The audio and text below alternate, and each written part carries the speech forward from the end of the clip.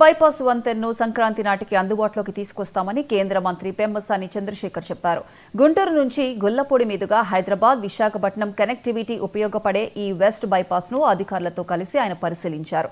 నిర్మాణాలు, పెండింగ్ పనులు, under pass వర్క్లు తదితర అంశాలను అధికారులను అడిగి తెలుసుకున్నారు. అలాగే స్థానికులకు ఇబ్బంది లేకుండా ఫుట్ ఓవర్ బ్రిడ్జ్ కు ప్రణాళికలు సిద్ధం చేస్తున్నామని పెమ్మసాని చెప్పారు.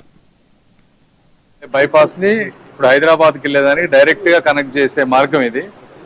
దీంట్లో అడ్వాంటేజెస్ ఉన్నాయి, చిన్న చిన్న సమస్యలు కూడా ఉన్నాయి. అడ్వాంటేజెస్ వచ్చేటప్పటికి ఎంత బైపాస్ అవుతుంది, గుంటూరు వాళ్ళు కానీ ఇంకోళ్ళు కానీ హైదరాబాద్ వెళ్ళాలంటే ఒక 45 minutes 1 hour సేవ్ అవుతుంది.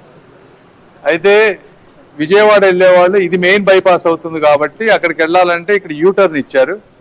యూటర్న్ సర్వీస్ రోడ్లో 2 lanes ఉన్నాయి. ఎంతవరకు ట్రాఫిక్ ఉంటుంది, దాన్ని ఎట్లా జాయిన్ చేయాలి, అక్కడ కొద్దిగా లాస్ట్ గవర్నమెంట్ ఉన్నప్పుడు పర్ఫెక్ట్ గా ప్లానింగ్ చేయలేదనేది ఇక్కడ ఉండేవాళ్ళు అందరూ వాదన. నాకు కూడా అలా అనిపించింది, కరెక్ట్ గా ప్లాన్ చేయలేదు లాస్ట్ గవర్నమెంట్ లో ఉన్నప్పుడని.